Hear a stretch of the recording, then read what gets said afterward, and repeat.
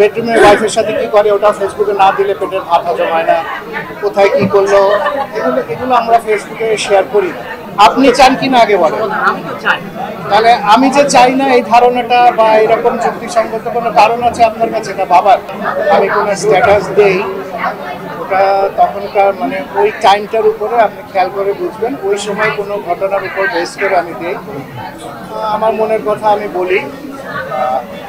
অনেক সময় অনেকে বোঝে না, ওটার একটা বাজে ব্যাখ্যা অনেকজনে বের করে। লাস্ট টাইম যেমন আমি একটা বলেছিলাম যে আমাদের চলচ্চিত্রের একটা খারাপ সময় আগে থেকে শুরু হয়ে গেছিল, তো অনেকে এটাকে ভেবেছে আমি সালমানের কথা বলেছি, অনেকে ভেবেছে মান্নার কথা বলেছি। এক্সট্রিম মশার কয়েল প্ল্যান্ট ফাইবার দিয়ে তৈরি, তাই সহজে ভাঙে না, সুগন্ধিযুক্ত ও নিরবিচ্ছিন্নভাবে জ্বলে। ডেঙ্গু, চিকুনগুনিয়া বাহি সহ যে কোনো মশার বিরুদ্ধে দেয় এক্সট্রিম সুরক্ষা। বেসিক্যালি আমার এটা অভ্যাস না, আর আমার এটা শিক্ষা না যে আমি আমাদের ফিল্মটা তো আমাদের ফ্যামিলি, যারা আমার আগে চলে গেছে, যারা এখনো আছে, সবাই আমরা ফ্যামিলি। আমরা কিন্তু কাউকে কখনো ছোট করার শিক্ষা আমাদের নাই, আমি কখনো করিও নাই।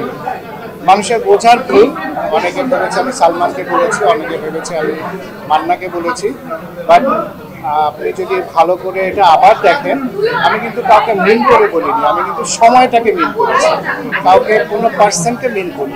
আমি আমার পার্সোনাল ইমোশন, আমার নীতি, আমার মানে আদর্শ আমি কিন্তু ফেসবুকে সবসময় শেয়ার করি না, বিকজ আমি মেনটেন করি, একটা স্ট্যান্ডার্ড মেনটেন করি।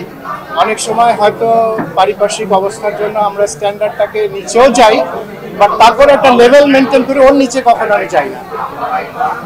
সো আমি সবসময় আউটস্পোকেন না, সব কিছু নিয়ে আমাকে কথা বলতে হবে। আমার ব্যক্তিগত ইমোশন, আমার ধ্যান ধারণা আমি সবসময় ফেসবুকে শেয়ার করি না। আজকাল তো মানুষ বেডরুমে ওয়াইফের সাথে কি করে ওটা ফেসবুকে না দিলে পেটের ভাত হজম হয় না, কোথায় কি করলো, এগুলো আমরা ফেসবুকে শেয়ার করি না। আপনি চান কি না আগে বলেন? তাহলে আমি যে চাই না এই ধারণাটা বা এরকম যুক্তিসঙ্গত কোনো কারণ আছে আপনার কাছে না বাবার? কোশ্চেনটা আমাকে উত্তর দেন। আপনি বললেন যে আপনি চান, আপনি যদি চান, আমার না চাওয়ার কোনো যুক্তিসঙ্গত কারণ আছে কিনা বলেন। সিম্পল আনসার তো আপনিই দিবেন।